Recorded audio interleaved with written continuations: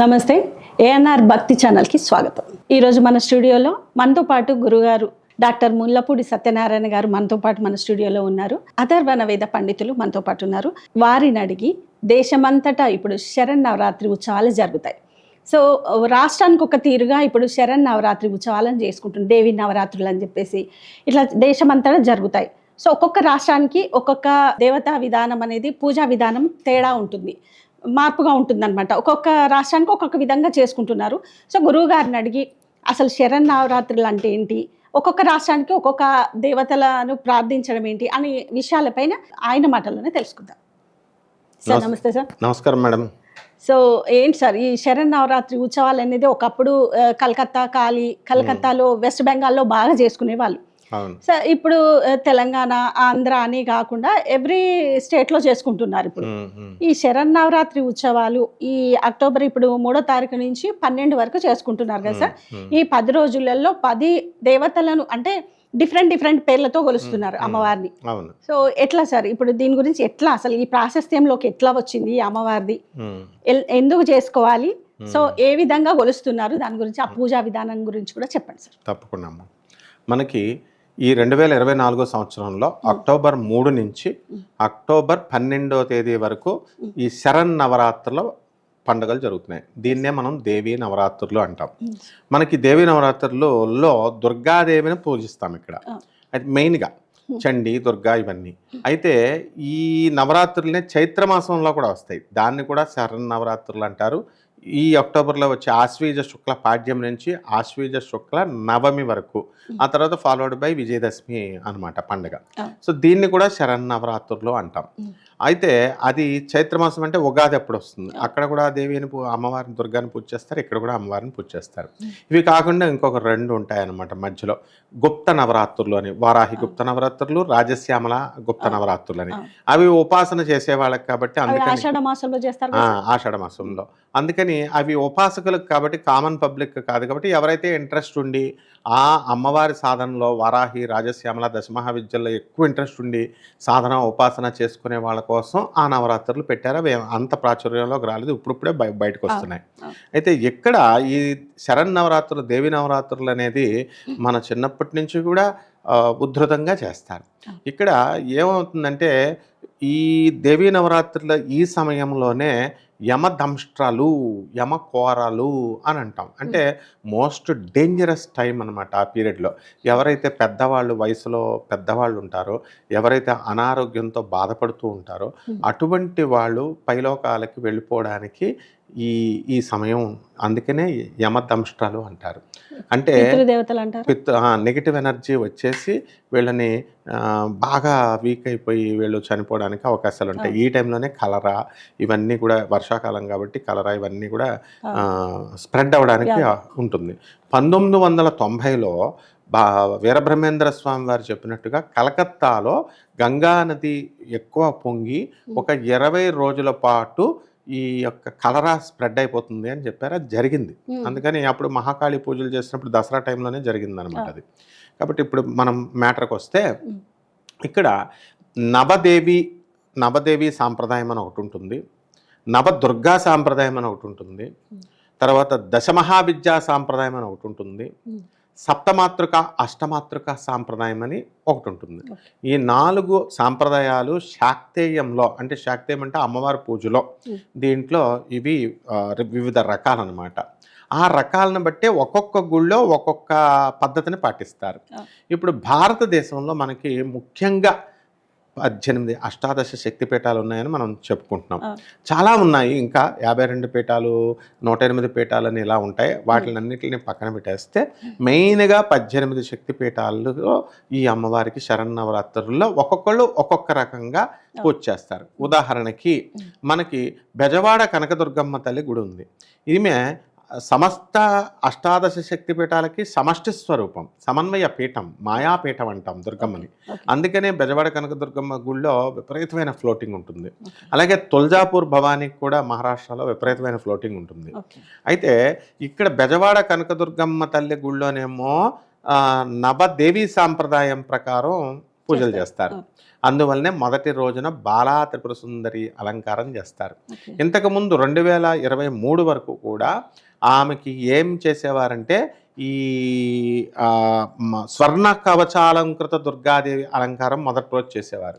అంటే మన దుర్గమ్మ తల్లే బంగారపు ఆభరణాలు, బంగారు కిరీటం ఇవన్నీ పెట్టేసి కవచాలన్నీ పెట్టి అది స్పెషల్గా ఫస్ట్ డే చేసేవారు.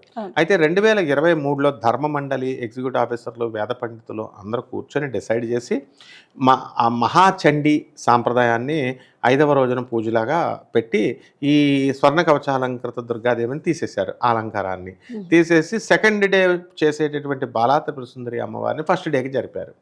బాలా త్రిపుర సుందరిని ఎందుకు చేయాలి అంటే మనం తాత్విక దృష్టితో మనం అబ్జర్వ్ చేస్తే బాలా త్రిపుర సుందరి దేవి వయసు ఎప్పుడు కూడా 16 సంవత్సరాలే.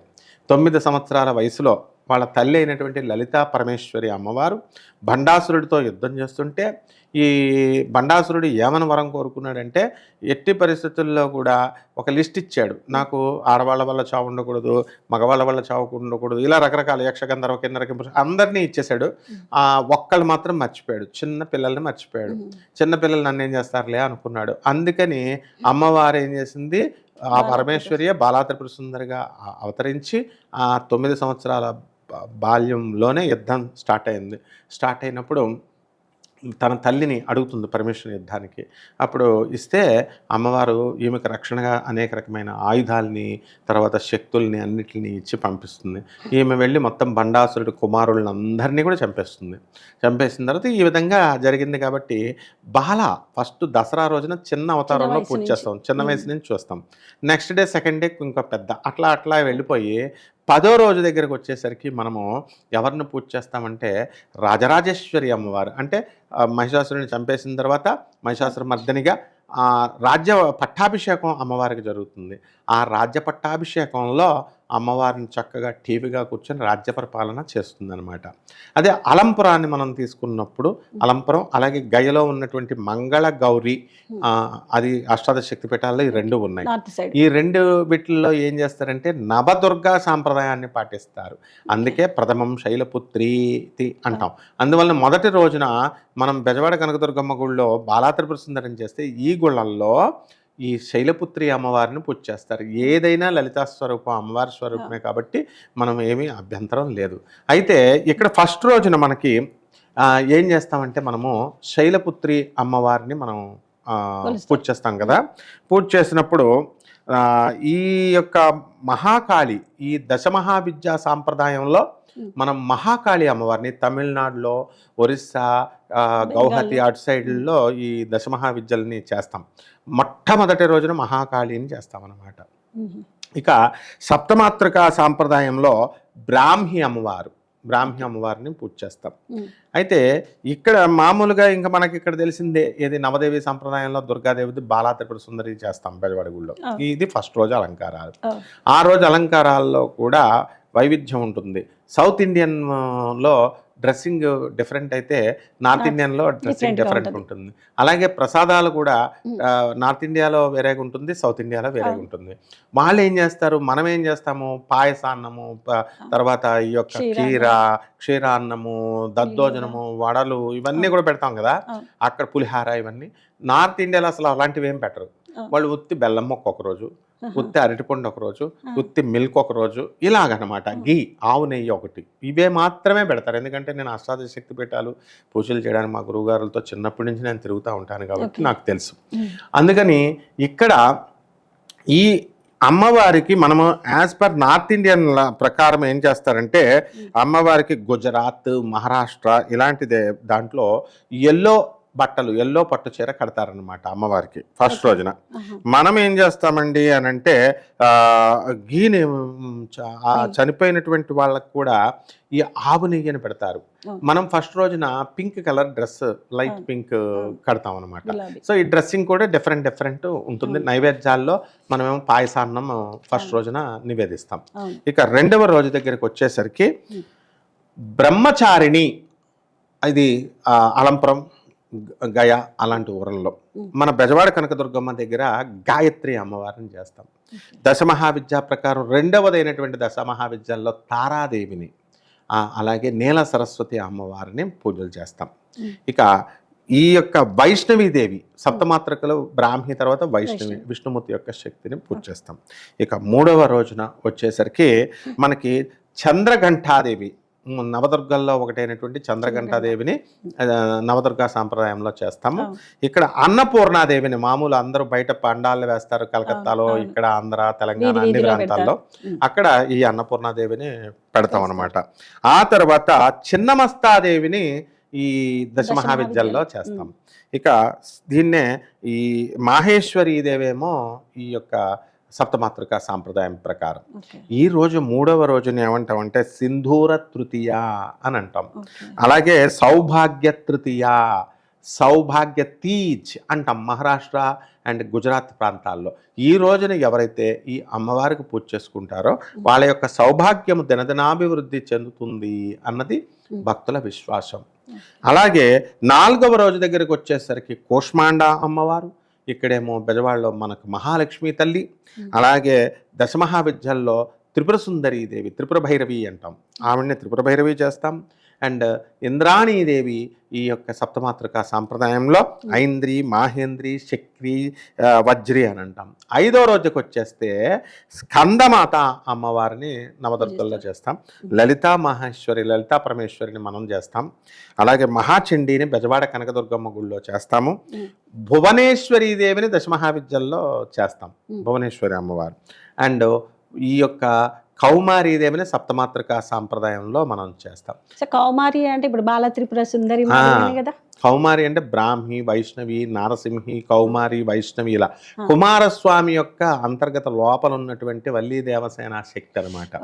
కౌమారి అంటే ఆవిడ కుమారస్వామి నుంచి పుట్టింది. వారాహి అని అంటే వరాహమూర్తి నుంచి పుట్టింది. బ్రాహ్మి అంటే బ్రహ్మదేవుడు లోపల కదిరే శక్తి, సరస్వతి స్వరూపం. వైష్ణవి అంటే విష్ణుమూర్తి నుంచి లోపల ఉన్న లక్ష్మీ స్వరూపం. ఆ విధంగా అనమాట. అలాగే ఇప్పుడు మనము 6వ రోజుకు వచ్చేసాం. కాత్యాయని అమ్మవారిని పూజ చేస్తాము. తర్వాత సరస్వతీదేవి అలంకారం చేస్తాము. ఇది చాలా ముఖ్యమైనటువంటిది. మూలా నక్షత్రంలో సరస్వతీదేవికి చేస్తారు. చేసేసి ఆ రోజున అక్షరాభ్యాసాలు చిన్నపిల్లల చేత చేస్తారు. బాసర సరస్వతి, బెజవాడ కనకదుర్గమ్మ, హైదరాబాద్లో పెద్దమ్మ తల్లి గుడి వెనకాల, అలా అన్ని చోట్ల చేస్తారు. అలాగే మహాచండీ అమ్మవారిని బెజవాడ కనకదుర్గమ్మ గుడిలో అలంకారం చేస్తాము. అలాగే దశమహావిద్యల్లో భువనేశ్వరి అమ్మవారిని చేస్తాము, వారాహి అమ్మవారిని చేస్తాం ఈ శక్తి ప్రకారం. ఇక త్రిపుర భైరవి, కాలభైరవి అమ్మవారిని కూడా మనం ఈ రోజున చేస్తామన్నమాట 6వ రోజున. ఇక 7వ రోజు దగ్గరికి వచ్చేసరికి కాళరాత్రి అమ్మవారు. అలాగే నవదుర్గా సాంప్రదాయంలో దుర్గాదేవి ఒరిజినల్ని చేస్తాం అక్కడ. ఎక్కడ బెజవాడ కనకదుర్గంలో యాజ్ ఇట్ ఈస్ ప్రతిరోజు ఉండే దుర్గాదేవి ఆ రూపాన్నే, ఆ అలంకారమే చేస్తారు. స్పెషల్ అలంకారం కుదరదు అనమాట 7వ రోజు. అక్కడ లలితా త్రిపుర సుందరి, అలాగే ధూమావతి అమ్మవారు దశమహావిద్యల్లో, చాముండాదేవిని మనము ఈ యొక్క సప్తమాతృక సాంప్రదాయంలో చాముండా అని చేస్తాం. అలాగే మైసూర్లో చాముండేశ్వరి దేవిని చేస్తాము. ఊరు ఊరు గల్లీ గల్లీ కూడా మొత్తం అంతా కూడా లైటింగ్ పెట్టేస్తారు. ఊరే లైటింగ్ పెట్టేస్తారు చాముండేశ్వరి అమ్మవారి గుళ్ళోనే కాకుండా. అలాగే మనము 8వ రోజు వచ్చేసరికి మహాగౌరి అమ్మవారి యొక్క పూజ చేస్తాం, అలంకారం. బెజవాడ గుళ్ళో మహిషాసుర మర్దిని చేస్తాము. అలాగే బగలాముఖి అమ్మవారిని దశమహావిద్యల్లో, వజ్రేశ్వరి అండ్ ముక్తేశ్వరి అమ్మవారిని సప్తమాతృకల్లో చేస్తాం. ఇకపోతే ఆఖరి రోజున అంటే 9వ రోజున సిద్ధిధాత్రి అమ్మవారి నవదుర్గల్లో చేస్తాము. ఇక కమలాత్మిక అమ్మవారు దశమహావిద్యల్లో, అలాగే మహిషాసుర మర్దిని 9వ అవతారం మనకి బెజవాడలో. అలాగే సప్తమాతృక అష్టమాతృక సాంప్రదాయంలో ఆయుర్దేవి అంటాం, ఆయుర్దేవి అమ్మవారిని చేస్తారు ఆ సాంప్రదాయంలో. ఇక్కడ మనము సాధారణంగా ఇక్కడ నైవేద్యాల్లో మనము పత్రం, పుష్పం, ఫలం, తోయమని ఆకులు, పువ్వు, పళ్ళు, నీళ్లు పెట్టచ్చు. ఇకపోతే మనం మామూలుగా ఏమి పెడతారంటే వీళ్ళంతా కూడా రవ్వ కేసరి, పులిహార, క్షీరాన్నము, పొంగల్, ఆ తర్వాత కర్డ్ రైస్, డిఫరెంట్ మన వీలుని బట్టి మన వాళ్ళు పెట్టుకోవచ్చు. ఇకపోతే రంగుల దగ్గరికి వచ్చేసరికి మనము ఏ రంగులైనా మనం పెట్టుకోవచ్చు అనమాట. వస్త్రాలంకరణ దుర్గాదేవి అంటే ఎరుపు, మహిషాసుర మర్దిని చక్కగా ఇంకా కాస్త ఎరుపు, బ్లూ కలర్ కూడా కడతారు. ఇట్లా వస్త్రాలకు ఏమీ ప్రాబ్లం లేదు. ఆయా అలంకారాలతో అమ్మవారిని చేస్తాం. మహిషాసురుని సంహరించిన రోజు మహిషాసుర మర్దిని. మరి సార్ కొన్ని ప్రాంతాలలో ఈ ఏమంటారు బలులు ఇస్తున్నారు. అట్లా అమ్మవారిని ఆ రూపంగా ఎలా సార్? అది సాధ్యమా? అది నిజంగా కరెక్టా? కరెక్ట్ కాదు. మనకి జంతు బలులు అనేటివి. అవును, కరెక్ట్ కాదు. ఆగమశాస్త్ర ప్రకారం దేవాలయాలు నడుస్తాయి. అలాగే మన గురువు అయినటువంటి శైవులందరికీ కూడా జగత్తుకే గురువు, వైష్ణవులకు కానీ శైవులకు కానీ జగద్గురువులు ఇద్దరున్నారు. ఒకళ్ళు ఏంటంటే జగద్గురువు ఆదిశంకరాచార్యులు వారు, రెండవ జగద్గురువు రామానుజాచార్యులు వారు. ఇటు వైష్ణవ సాంప్రదాయం, ఇటు శైవ సాంప్రదాయం రెండు కవర్ అయిపోతాయి. అయితే మనకి వీళ్ళెవరూ కూడా పాపం బలుల గురించి చెప్పలేదు ఎక్కడ. దక్షిణాచారంలో కూరగాయలు పెట్టుకోండి, కూరగాయల అన్నాలు, తర్వాత నిమ్మకాయ పెట్టండి, గుమ్మడికాయని కూష్మాండ దేవత పూజ చేసుకోండి అమ్మవారికి, మెళ్ళ నిమ్మకాయ దండ పెట్టండి, పూజ పులిహార ఇవన్నీ కూడా దక్షిణాచారం అని ఒక ఆచారం ఇచ్చి కుంకుమార్చన చేసుకోండి. అలాగే ఈ లలితా సహస్రం చదువుకోండి, ఇదే పెట్టారు. అయితే కొన్ని ఏరియాల్లో బలులు ఇవన్నీ ఇస్తున్నారంటే పూర్వకాలంలో చదువు పెద్దగా లేకపోవడం, నాగరికత లేకపోవడం వల్ల ఈ గ్రామ దేవతలకి వీళ్ళందరికీ కూడా అమ్మవార్లకి అమ్మవారు తింటుందేమో అనేటటువంటి అపోహతో, అంటే వీళ్ళంతా కూడా పురాణాలన్నీ కూడా ఒక్కొక్క పురాణం ఒక్కొక్కలాగా ఉంటుంది. లింగ పురాణంలో ఒకటి చెప్పబడి ఉంటుంది, మనకు దేవి భాగవతం స్కంద పురాణంలో ఇలా ఒక్కొక్క రకంగా చెప్పబడుతుంది. వీళ్ళు ఏం చేశారంటే ఆధునికంగా కొంతమంది పండితులు వాళ్ళ సొంతంగా వాళ్ళు ఇన్కార్పొరేట్ చేశారు, అందులో దూర్పారు. తంత్రశాస్త్రం అని, మంత్రశాస్త్రం అని, వామాచారం, కౌలాచారం ఇలా వాళ్ళు ఇష్టం వచ్చినట్టు చేసేసారు. ఇది ఒరిజినల్గా అందుకే జగద్గురువు ఆదిశంకరాచార్యులు వారు సాక్షాత్ పరమేశ్వర స్వరూపము, పరమేశ్వరుడు వచ్చి ఇవన్నీ కట్ చేసి ఒక దక్షిణాచారంలో చేసుకోండి ఆయన అని చెప్పి వెళ్ళారనమాట. కాబట్టి వాళ్ళంతా కూడా దొంగతనాలుగా చేస్తారనమాట. ఉదాహరణకి బెజవాడ కనకదుర్గమ్మ కూడా ఉంది. అక్కడ ఇది వరకు మా చిన్నప్పుడు మేకల్ని కోళ్ళని దొంగతనంగా వేసేవారు. అలంపురం ఇప్పుడు మైసూరు చాముండేశ్వరి దేవి ఉంది, శ్రీశైల భ్రమరాంబిక ఉంది, దున్నపోతులను వేసేస్తారని చెప్తారు బలులు. ఇవన్నీ కాలక్రమేణా ధర్మమండలి, ఎగ్జిక్యూటివ్ ఆఫీసర్లు, సివిలైజ్డ్ నాగరికత వచ్చేసిన తర్వాత ఇవన్నీ తీసేశారు. ఈవెన్ కామాఖ్యలో కూడా తీసేస్తారు. పంచబలులు, మహాబలులు అన్ని దొంగతనంగా చేస్తారనమాట. కాబట్టి తాత చేసింది తండ్రి, తండ్రి చేసింది కొడుకు అన్నట్టుగా వస్తుంది. ఇప్పుడు జనరేషన్ మారింది కాబట్టి స్లోగా వెజిటేరియన్ వీళ్ళకి కూడా జ్ఞానం పెరిగింది కాబట్టి స్లోగా ఈ యొక్క సాంప్రదాయంలోకి, దక్షిణాచార సాంప్రదాయంలోకి అందరూ వచ్చారు. కాబట్టి ఎట్టి పరిస్థితుల్లో కూడా మనము జంతు బలి అనేటటువంటిది అమ్మవారు తీసుకోదు. అందువల్ల పెట్టిన వేస్ట్. అంటే భక్తి అనేటటువంటిది ఎవరిష్టం వచ్చినట్టు వాళ్ళు సమర్పించుకోవచ్చు. భక్త కన్నప్ప పెట్టాడు అని అదే శివుడు మాంసం తీసుకున్నాడు కదా అంటే, భక్త కన్నప్ప అడవుల్లో పెరిగాడు, మీరు సిటీల్లో పెరుగుతున్నారు జనం. ఆయన పాపం ఆయనకి ఏదీ దొరకలేదు కాబట్టి దుప్పి మాంసం పెట్టాడు. ఇక్కడ అన్నీ దొరుకుతున్నాయి, పువ్వులు పళ్ళు అన్నీ దొరుకుతున్నప్పుడు అవి పెట్టాల్సిన అవసరం ఏముంది? కాబట్టి ఎక్కువ ఫలితాలు రావాలి, నిజమైనటువంటి ఫలితాలు రావాలి అంటే ఈ యొక్క వెజిటేరియన్ ఫుడ్, పళ్ళు, ఆకులు, సాత్విక ఆహారాన్ని పెట్టాలి. ఇప్పుడు మనం ఇప్పుడు సమకీలన కాలంలో ఇప్పుడు మనం కనుక తీసుకుంటే ఎవరైతే వామాచార పద్ధతుల్లో, కౌలాచార పద్ధతుల్లో పూజ చేసిన వాళ్ళు ఒక 50 సంవత్సరాల ప్రకారం లిస్టు తీసుకున్నట్లయితే మనం గమనిస్తున్నాం. మనం తీసుకుంటే వాళ్ళని అమ్మవారు మాంసం పెట్టి, చేపలు పెట్టి, మధుమాంసాలు, కొంతమంది అమ్మవారికి రేణుకాయ ఎల్లమ్మకు కూడా ఇది పెడతారు, కళ్ళు ఇవన్నీ, అవన్నీ సారా అవన్నీ పెట్టకూడదు. ఆవిడకి కూడా ఎవరికి కూడా ఏ దేవతకి ఇవన్నీ అవసరం. కలకత్తా కాళీ అంటారు సార్, అక్కడ బలులు ఇస్తారు, కంపల్సరీ అక్కడ ఇస్తున్నారు. తర్వాత ఈ వైన్ కూడా అమ్మవారికి సమర్పిస్తారు. తర్వాత ఈ బలులు, జంతు బలులు చేసి అక్కడ ఎర్రని కాలేయం కూడా సమర్పిస్తారని అంటున్నారు సార్. అది ఎంతవరకు నిజం సార్? అదే అబద్ధము. ఎందుకంటే నేను కలకత్తాలో లేక్ గార్డెన్స్లో మా గురువు గారి ఆశ్రమం ఉంది, ఆనందమార్గ ఆశ్రమం, తిల్జల అంటే 24 పార్గనాస్ డిస్ట్రిక్ట్లో. మేము కలకత్తా అంతా తిరిగాను. నేను దక్షిణేశ్వర కాళీ టెంపుల్లో ఉన్నాము, అలాగే ఈ యొక్క కాళీఘాట్ దగ్గర ఉన్నటువంటి కాళికాదేవి గుడిలో ఉన్నాం. అనఫిషియల్గా నేను అదే చెప్తున్నాను, దేవస్థానంతో సంబంధం లేకుండా అనఫిషియల్గా ఎక్కడన్నా కోసుకుంటారు, అది వేరే విషయం. కాబట్టి ఈ యొక్క ఇప్పుడు మనకి ఈ కాలభైరవుడి గుడి ఉంది కాశీలో, వాళ్ళు మందు బాటలు పట్టుకెళ్తున్నారు, కొంచెం పోస్తున్నారు. ఇలాగ ఉజ్జయిని మహాకాళేశ్వరుడు గుడికి వెళ్ళాం, కాలభైరవుడు పోస్తున్నారు. పోసి అది ఏం చేస్తారు, పంతులు గారు వేరే డోర్లో నుంచి అమ్మేసుకుంటారు, తీసి ఇచ్చేస్తున్నారు, వాళ్ళు అమ్మేసుకుంటారు. ఈ పాత్ర అంతా కూడా కాక్టైల్ అయిపోద్ది, కాక్టైల్ అయిపోయి వాడుకుంటారు అనుకోండి. అయితే ఇవన్నీ కూడా అనఫిషియల్ అనమాట. కాబట్టి ఇవన్నీ ఎందుకనంటే ఒక ట్రైబల్ ఏరియాస్లో ఈ దేవాలయాలు ఉండడం, అప్పట్లో అడవిలే కదా ఉన్నాయి కాబట్టి పాపం అక్కడ చదువు అది లేదు కాబట్టి వాళ్ళు తమ భక్తిని ప్రకటించుకోవడం కోసం తేనె పెట్టినట్టుగా మందు పెట్టేస్తున్నారు. మాంసం దొరికిందని చెప్పి పళ్ళు అవి పెట్టినట్టు, అంటే వాళ్ళ ఉద్దేశంలో ఏంటంటే ఏది దొరికినా దేవుడికి సమర్పించాలి అనే ఉద్దేశంతో మంచి ఆనవాయితీగా మారిపోయింది అనమాట. వీళ్ళు చేసేసారు అట్లా.